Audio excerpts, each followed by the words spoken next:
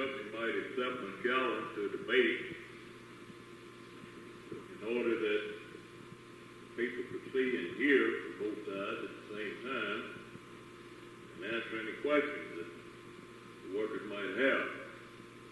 Undoubtedly, they didn't see fit to accept that challenge.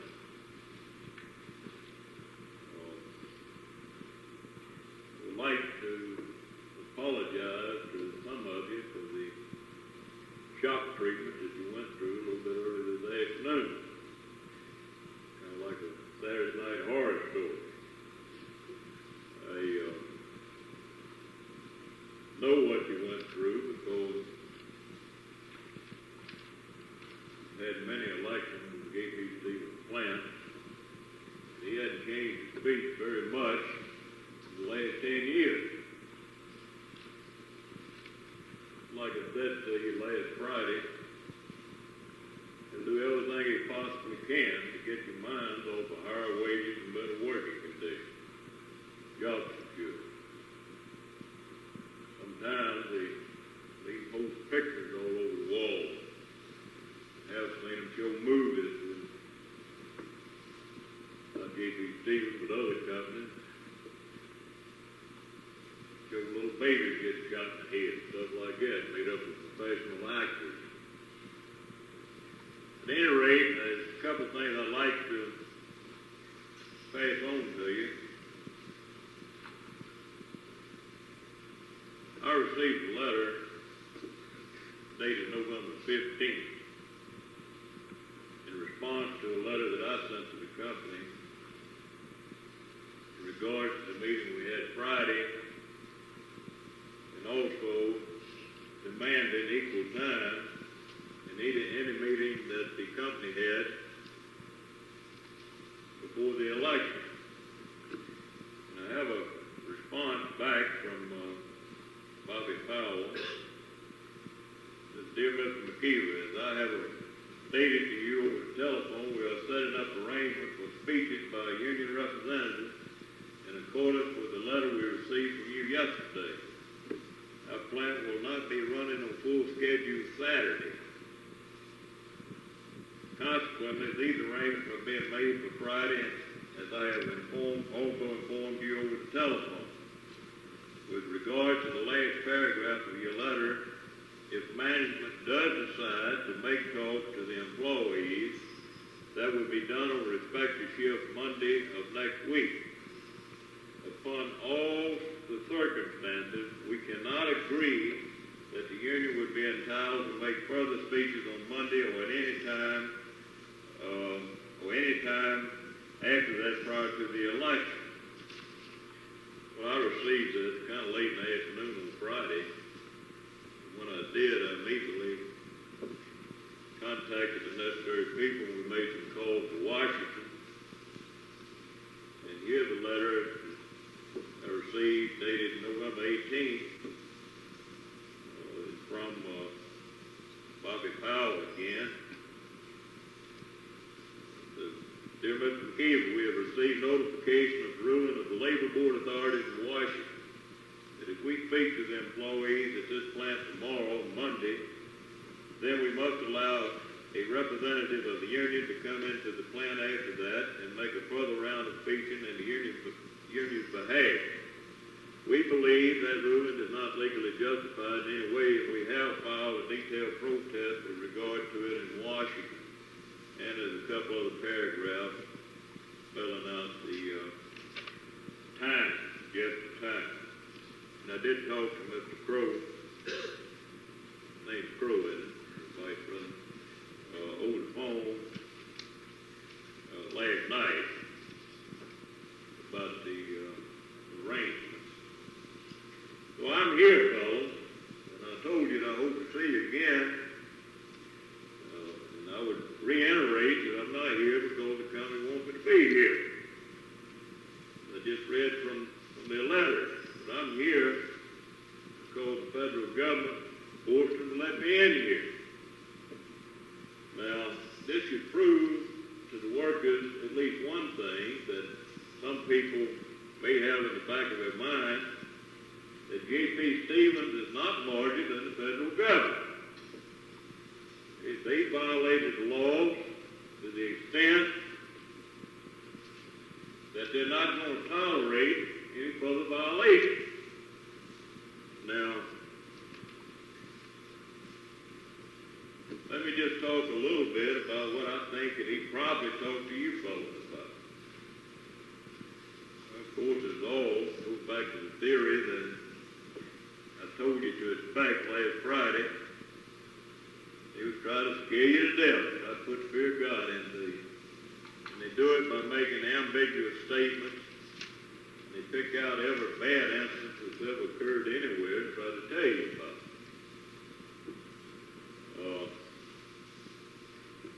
I don't know. Some of the things that they told you was actually true about the union calling you out on strike, and I would imagine that probably he read some excerpts from the Constitution that says that the president has the authority to call a strike or authorize all strikes or to unauthorize all strikes. Now that's in the Constitution for one reason, and that is to make sure that everybody's had an opportunity to vote and that an overwhelming majority of the people want to strike.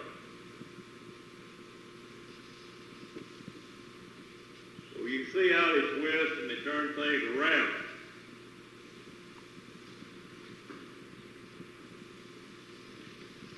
Has any supervisor offered to sign your contract or your guarantee that was passed out to you? If they had, we'll leave town right now. If they say it all they want is money. Really, nothing to be further from the truth. We have spent a lot of money trying to help DP Stevens workers over the last 10 years. And right now, you have the best opportunity that any worker ever had. You have an opportunity to set an example for the rest of the workers. And the J.P. Stevens came. Not only that, for the entire textile industry in the South. But once you organize and get better wages, better benefits, and we'll set a pattern.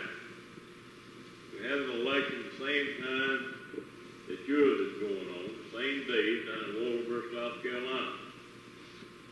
And if any of you attended the meeting yesterday, you saw that we had a lot of people from Roanoke Rapids down here. Drove a long way to try to lend any assistance or any support that they could. And they're ready to go. Six plants up there with 3,000 people in it. Well, has anybody offered to, or you heard anybody say anything about the $1,000 reward at all? I don't know what you have to do to get a point across, but I would, for me, I had some question in my mind. What they said was actually facts about us calling you out on strike, and I would collect $1,000. I'd just like to read it one more time to make sure that everybody understands it. Under the law, it's a violation for the company to even threaten to take away any benefit the employees have because they voted for the union. Under the law, the employees can vote for the union and never pay one dime in union dues. Under the law, the employees can vote for the union and never have a strike against their will. As I said last Friday, I don't know what else they can do. Put your money where your mouth is. Down in South Georgia is what they used to tell me when there's a question about who was telling the truth, who wasn't. Well, let me just get into a few things that I think they probably mentioned to you. Probably talked about Harriet Henderson in Henderson, North Carolina.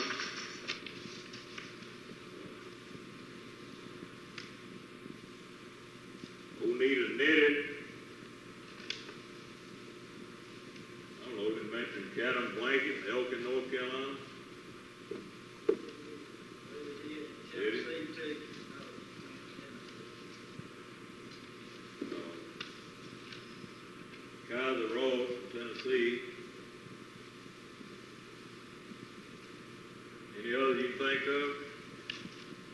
out in Albemarle, North Carolina.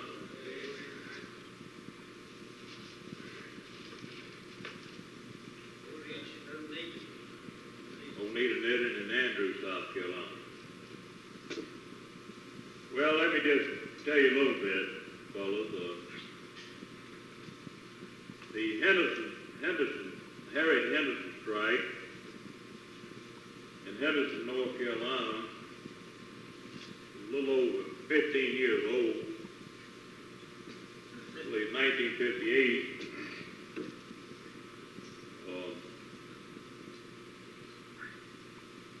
Oneida knitted down in Andrews, South Carolina. An overwhelming majority of those people voted to go out on strike. And all of them that wanted to went back to work. The strike was over with. And they gained some benefits out of it. Got a pension plan for the first time. The company's been in existence for 15 years. Let me just make this point. Well, they probably said that Kaiser Ross in Tennessee, was Dayton, Tennessee? I don't remember, but the claim was sued the union. They had probably held up legal documents, quote from what the court said. The union had to pay out a bunch of money. Well, let me just explain a little bit about that situation. It's my understanding that this was an unfair labor practice strike in the beginning, and the people voted to strike, came out on strike, and the representatives that was involved over there didn't do what they should as far as trying to control the people. I don't think that any of them actually participated in any violence, but nevertheless, they were there when it happened, and they didn't discourage it. So, we wound up paying out a lot of money. That just goes to show, or prove to you that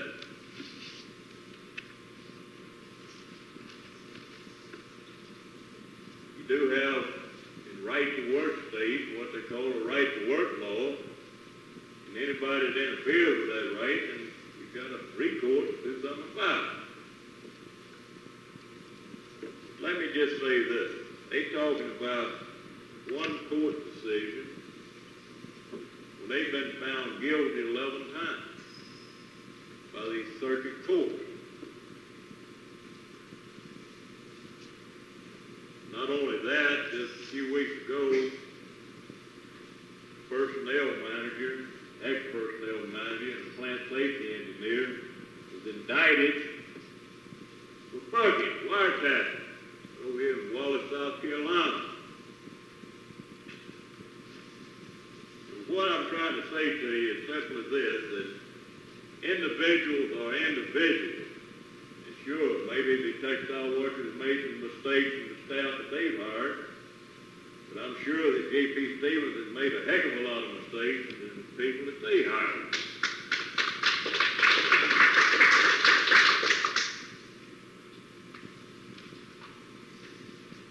I could go down the list.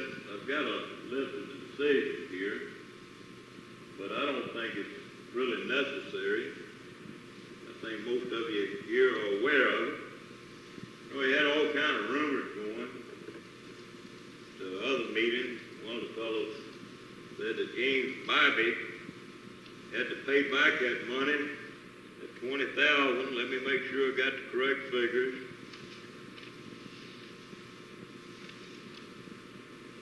$20,484.70 that he had to pay it back. I don't know where he got that. Some kind of rumors. Anyway, he said that. I told him that was a lie. He didn't have to pay it back. But at any rate, they talk about giving up your rights. They pointed out before rights do you have without a union? What they try to do in these campaigns is take the you out of the union. As I told you earlier, all a union is a group of people working together for a common purpose or a common cause to achieve a common goal. Now, they probably talked to you about Statesboro, Georgia. Used to be a part of the government division. Said if we crammed the union down the throat, I imagine, and people voted against it. Well, let me tell you this, brother. You've been in that campaign down there, you thought this was been a cakewalk. You had to fire people, threatened to close the plant down. They moved raw goods out. And a lot of people to quit. They wouldn't hire anybody. They'd go up to them and ask them, how about hiring a friend of mine? They'd tell them that we're not going to hire anybody. We're going to wait, see if this union comes in here. If the union comes in, we're going to close the plant down. In addition to that, they had practically everybody in town running around telling everybody it's going to close the plant up. There's no way under those conditions that people can make a free and fair choice. But what happened, they threw that election out without even having a hearing shortly after we had that election.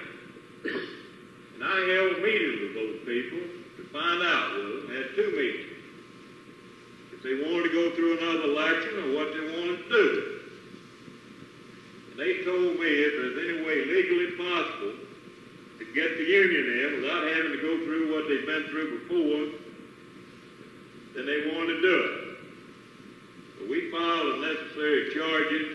We went before the labor board, and the labor board ordered the bargain, and the Fifth Circuit Court in New Orleans ordered the bargain, and went all the way up to the Supreme Court.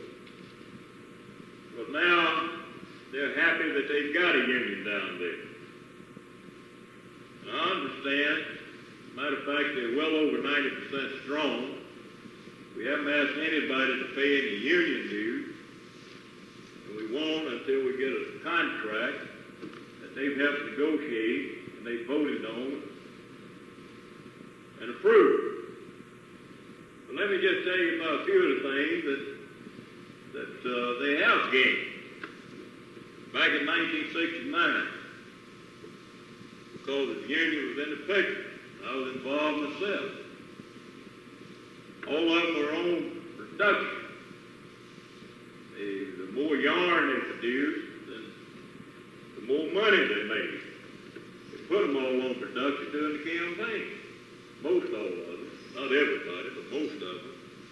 At any rate, when they give them the raise in July of 1969, when you got your raise, they told them that they were going to eliminate the production and take an average of what they had been making, plus the raise they were going to give them, and put it on a guaranteed hourly basis. Well, they got to checking the check stubs after all of this took place, and before they found out that they were making less money.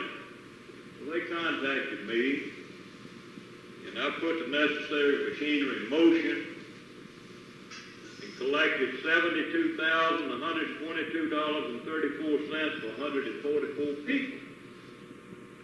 Now I asked you if the unions helped those people down there. This wouldn't have been possible if we hadn't had a union in the picture. In addition to that, I pointed out to you before whereby the company has agreed, after negotiating with the company, with the union on certain demands. And they did agree on seniority, whereby they allow people to go to jobs based on their seniority and shift. In addition to that, they've got a right under that proposal, not a contract yet, call in their own time study experts when they come around time studying your job and say you're supposed to produce X amount of carpet in 8-hour periods. Well, they have a right under that proposal to call in their own people, own experts. So they're happy with the union down there. But you know what? The Labor Board says that they haven't done enough. And in September of this year, they filed a petition in the circuit court to try the company for bad faith bargaining. The law says both parties must bargain in good faith. Now I know probably he said that, nobody can make the company do anything that's not fair and practical. Sometimes they say fair and reasonable. And I ask you people, I don't think that you want anything that's not fair and reasonable. Then they go on to say the only alternative that the union has is to call you out on strike. And then they replace it, call you out on strike. Well, you can see that there are other alternatives. Now, I don't imagine that he told you the difference between an unfair labor practice strike and an economic strike. I've got a layman's guide to the National Labor Relations Act here with it. I don't want to read the whole thing, but it does tell the difference between an unfair labor practice strike and an economic strike. And I'm going to read this one paragraph. Employees who strike to protest an unfair labor practice committed by the employer are called unfair labor practice strikes. Such strikers can be neither discharged nor permanently replaced. When the strike ends, an unfair labor practice striker absent serious misconduct on his part is entitled to have his job back, even if an employee hired to do his work has to be discharged. Now, he didn't tell you that, did he? It's around. Everybody wants to see it.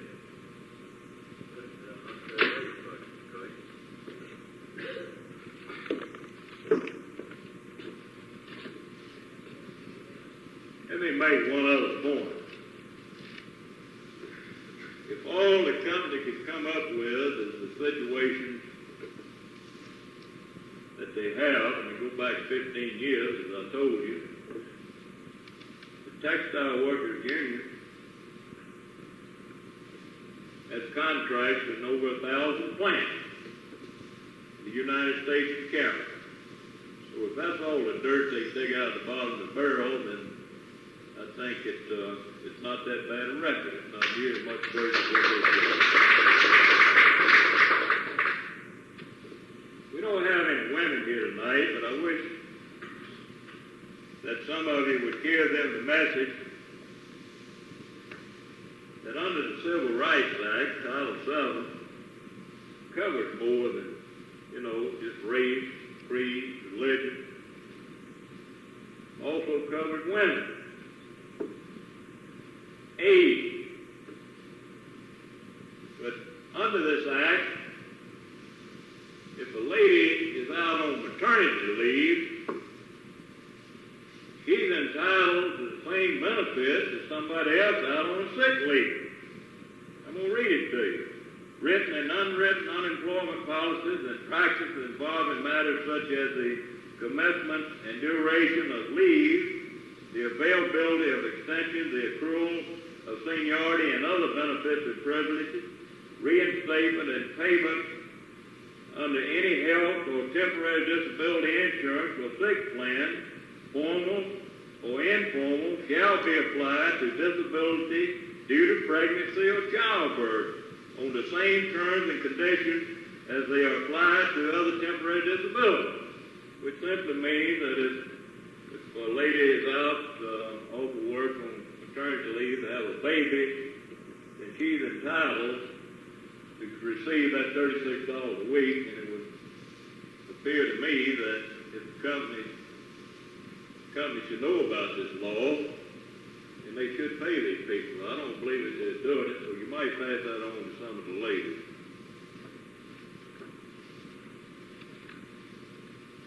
Now, it's getting a little bit late, and I don't want to hold you here too long without giving an opportunity to ask questions or make any comments you so desire. I'm sure the company did that in their meeting. Normally they bring out stuff about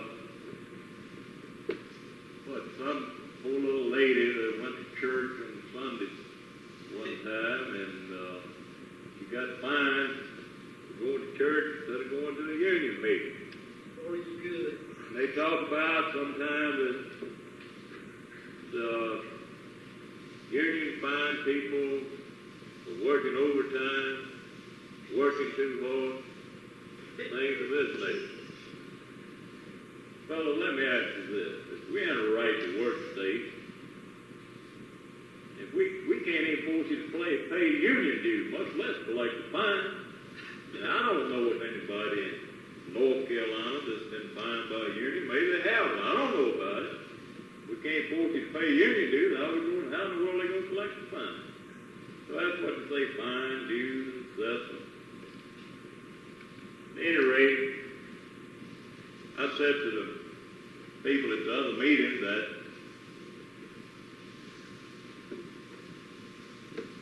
told you about my background, and I don't know if I told you or not. I think I might have mentioned,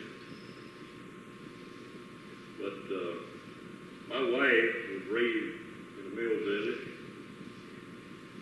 Went from one mill village to the other, but mostly down in Hogansville, Georgia. Probably never heard of it. That's this side of LaGrange, Georgia. And she has 3 brothers, all of them is younger than she is. Well, her mother was a spinner down there, working in the spinning room most of her life. And her father was a loom fixer. Well, my wife, being the older of the family and the only girl, she did most of the cooking and the house cleaning and what have you, while the parents were trying to make ends meet. So when I come out of that steel mill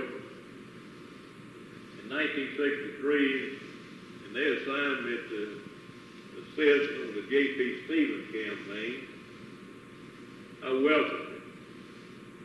Because I was hoping to see today, and I'm still hoping to see today, that textile workers will enjoy some of the benefits that we enjoy in the steel industry and other industries that's well organized throughout this country. Now, how are we going to do that? We're going to do it the same way that they did it in these other industries. And that's by making a breakthrough and wanting to make a change. Now, there's no question about it. I gave you the statistics the other day where unions are and where they make the money. And we're the least organized in North Carolina than in any other state in the union. And also pointed out the statistics to you where it costs you just as much to live down here as it does in a lot of cities up north. Like Dayton, Ohio, Canton, Ohio. Remember, about $100 a year more in Detroit, Michigan. But yet the wages up there are almost double what they are down here. Why is that? Because it belongs to a union. Baseball players. Remember, they had a little strike a couple of years ago. Got a pitching plant. I pointed out to you the other day, Chrysler had a strike. They got a pension plan. Lasted 3 days, I believe, 3 or 4 days. Chrysler went up to $700 a month in retirement. I'm not saying that you're going to get all these things, brother, and I'm not saying that it's going to be automatically brought about. It took some time and years to bring these benefits about in these industries. But I'm saying that there can be a better way of life.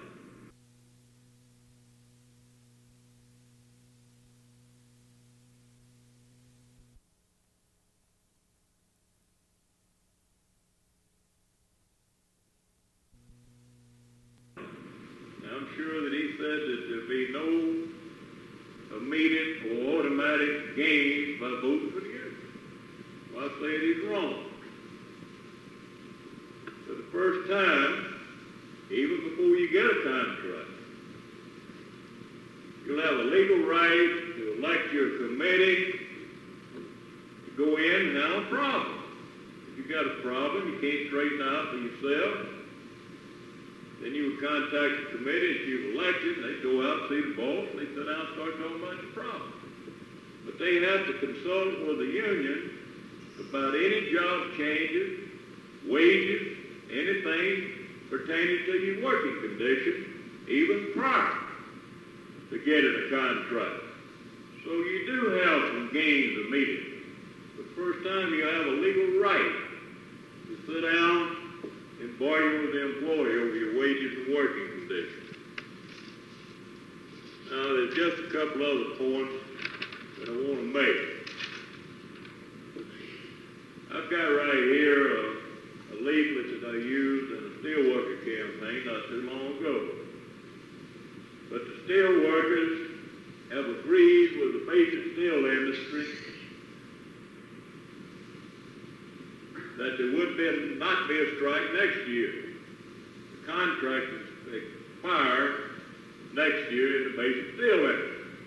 What they've done is agreed on certain ground rules, and one of those ground rules was that any disagreement that they had over the wages of the contract be submitted to a disinterested third party. And the steel workers is the largest union within the AFL-CIO with over 14 million members. And I believe that this is going to be a new area.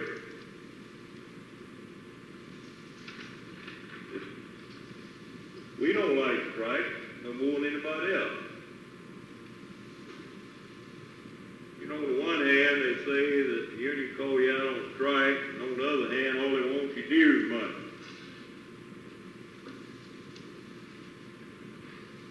Does that make sense to you?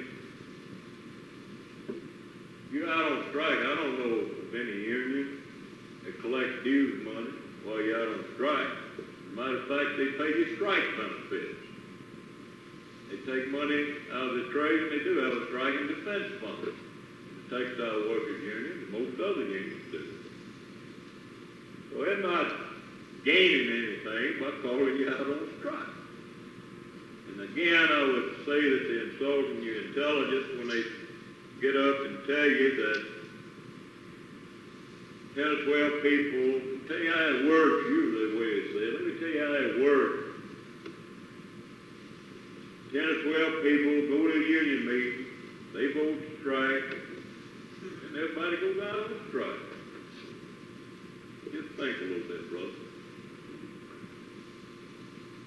First of all, that's the reason that provision is in the Constitution, that the president must authorize all strikes. And unless he's gone out of his mind, he ain't going to authorize no strike with 10 or 12 people voting at a union meeting when there's 300 people in the plant. And number one, if it did, wouldn't it look kind of silly with 10 or 12 people out there when there's 285 left that didn't vote on it? Didn't have any voice in it? You think that they're going to stay out? Certainly not. Certainly you couldn't win a strike that way. Well, there's many things that I'm sure that he told you, but I imagine that he re-emphasized things. Just like, you know, he said, I want to repeat a lot of times. This is Mr. Blake's speech, apparently, same one they used back in 1963. They ain't changed much. The reason I know it by heart. Usually they'll say, now I want to tell you this. It is definitely the right of the company to replace those who might go out on strike in order to force the company to do something they don't think is right. And you repeat it, you know. Usually repeat what you want you to hear, and usually say it a little louder. I don't know, Mr. Crow seemed like a nice fellow, but I imagine that he read his speech. I'm not reading mine. I'm talking to you off the cuff, maybe make some notes. But at any rate, we've done everything we know how to do, fellas. You know, the good book says, God helps those who help themselves. And this company, this lawyer, he knows how to put the fear of God in everybody. They separate the men from the boys. They separate the women from the girls. There comes a day in everybody's life when they have to stand up and be counted if they want to help themselves. I don't know what will happen here in the event that the people should vote against their own best interest and vote no. I'm not going to go to the extent of putting up a big billboard with an arrow pointing to it and telling you how to vote, because I think you're more intelligent than that. But at any rate, you've got everything to gain and nothing to lose. You're not buying a pig in the poke. The people can see what they get out of you, what they gain by organizing themselves into a union before you pay one dime into it. If you're not satisfied with it, then you don't have to pay union dues. Nobody can force you to pay union dues. Matter of fact, it'd be altogether a different card that they would ask you to sign after you get your contract. They haven't paid one dime in union dues down in Statesburg. They hadn't been any strikes. There hadn't been any violence. This is your same company. I feel good about your election. I think you're going to win. And when you do, it's going to start the ball rolling. You people that meet with Roanoke Rapids, I've got cards signed of practically every plant in North and South Carolina. I get calls. I get letters. That's my phone number and address. It's on the bulletin board notice that you've been seeing ever since last March. And that's the reason I'm down here, because I got some calls from some of you people saying you needed help. Now, I don't know what I said again, what's going to happen. In the event you should lose. I don't think you are, but in the event you should. But they brought in plant managers before, you people, right before the elections, and other campaigns.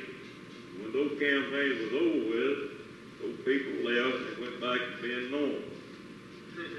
I don't know. I always tell people if they want and need anything, just prior to a union election is a good time to ask for it. So at this point, I want to shut up. I think I've talked too long. And I want to open the meeting for questions. Any comments that any of you might have, please feel free to ask. We had a real good meeting this afternoon, and several of them had questions, and they were good questions. Has anybody got any questions, any doubts on their minds whatsoever? Mr. McIver, in the speech, you stressed that the local union wouldn't have the power that the international would sort of, take the upper hand. Make some comment, please. The international has got a constitution. That constitution, they have a constitution convention every 2 years. And the delegates, the members, send delegates to these conventions. And they're the ones that make any changes in that constitution and vote on it. Now here's the constitution right here. But there's no way that constitution can be changed without a vote of the membership at the convention. They've got members all over the United States and Canada.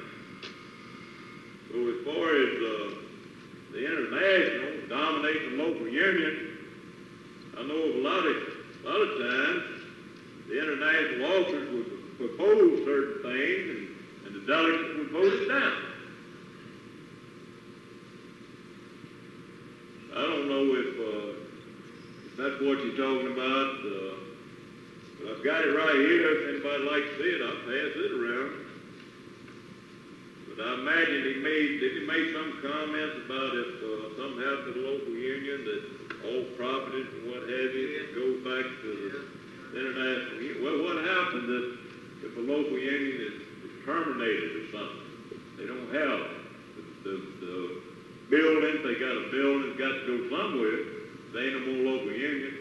But I told the people at the other meeting that what they done down in Greensburg, Georgia, and I think over Calhoun, Georgia, when they no longer had a local union there, they turned the union hall over to the community, used as a civic center.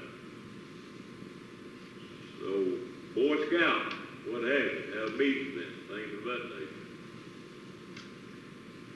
Any other questions? There's one other thing that was brought out at the other meeting that seemed to be on some of the people's mind, and they said, fellow asked me, said, once you get your union in, you can't get it out. Told me wrong, bad wrong. Well, you can vote the union out the same way you voted in. Take 1 year. That's provided there's no unfair labor practices that's pending against the company. But if you're not happy with it after a year, then all you have to do is file a petition with the National Labor Relations Board, and they'll hold an election, they'll let you vote. Vote it out if you don't like it. But there again, you're not buying a pig in the poke. Anybody else got any comments?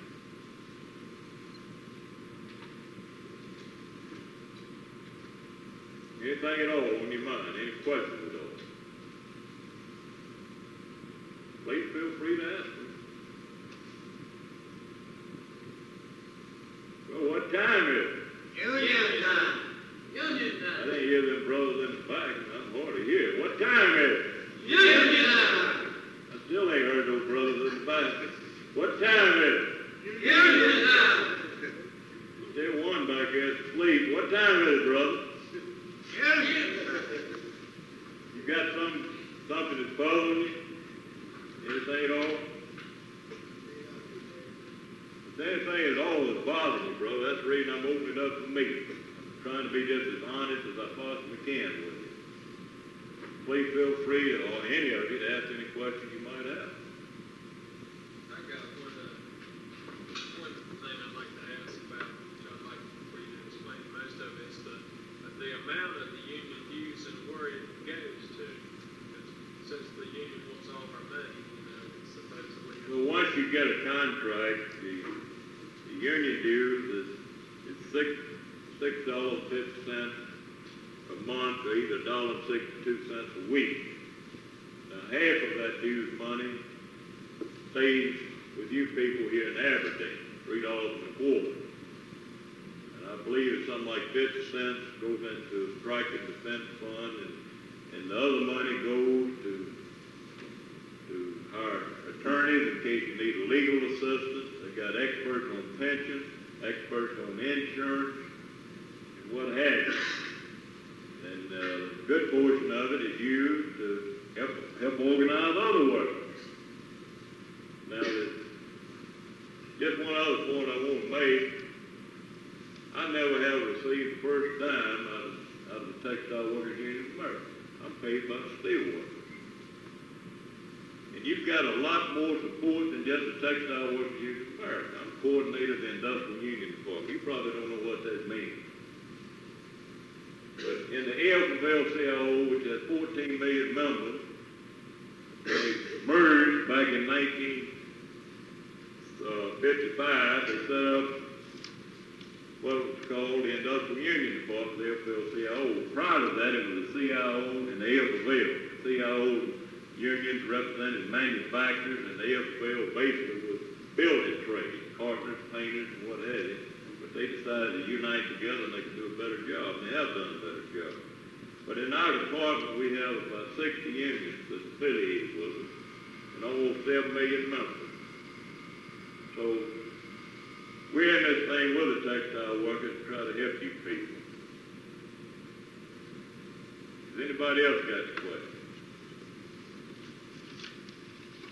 He brought out some comments on cost and cutting so much money to fight the union.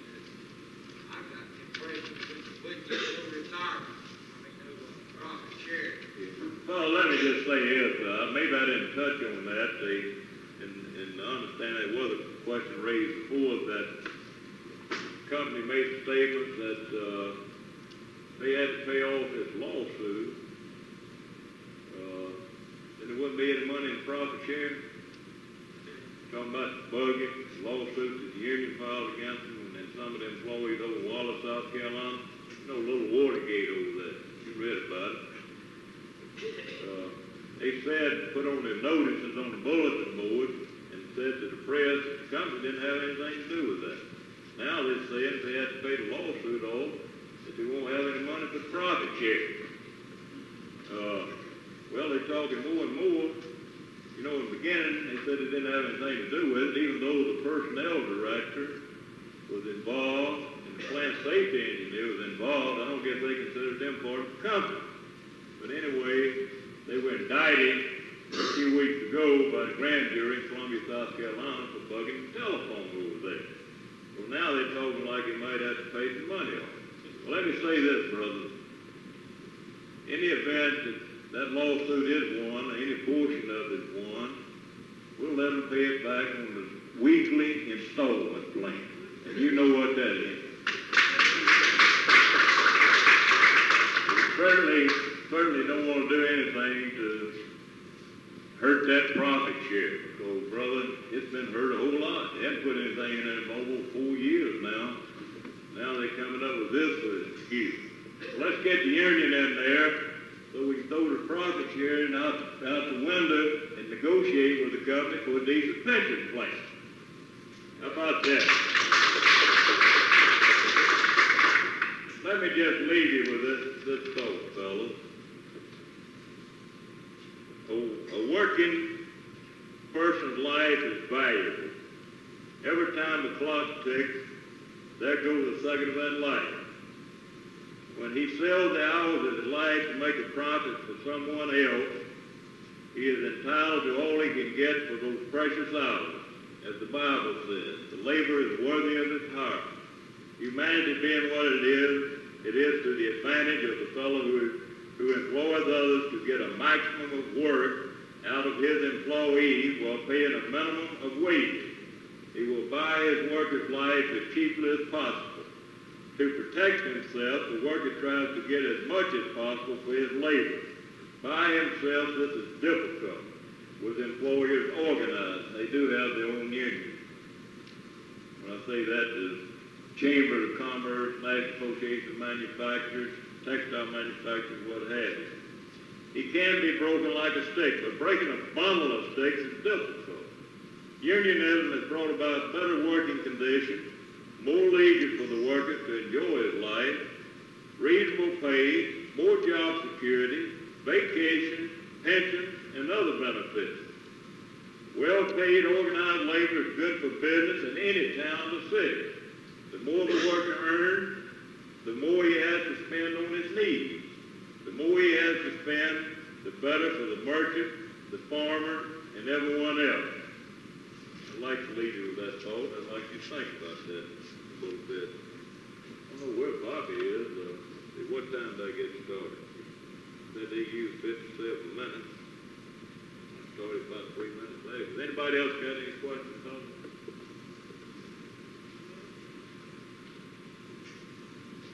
Well, I appreciate your comment, and I hope that you can go back and get the message to the workers not here.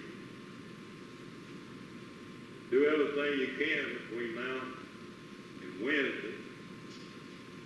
Well, actually, you don't have that long. Be voting all night before you get off. Get on that phone in the morning and go see some of your fellow workers. I understand that there's some other workers been out making some household and some people. So if you've got a chance of a lifetime here. You've got a chance to do something for yourself. Take advantage of it. Has anybody else got any comments or questions? Usually Bobby comes around here and tells me when my time's up.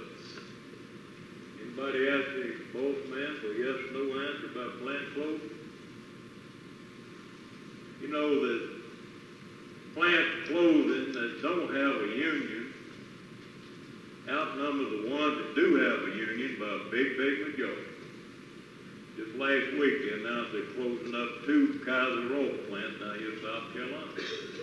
I remember they closed up a J.P. Stevens plant down in Atlanta a few years back. There's no union in the picture. Didn't even have a campaign going.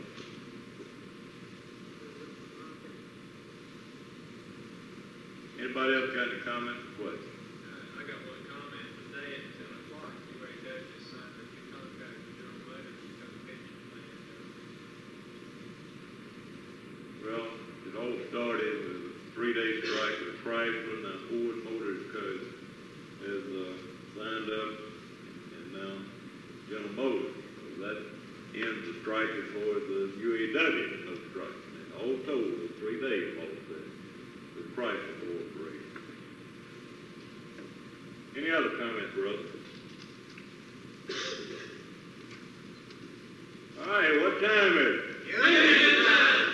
I still can't hear that brother in the back. What time is it, brother? Oh, man. Okay, well, Bobby's not here, but I think my time's about expired. I enjoyed it. We'll see you again.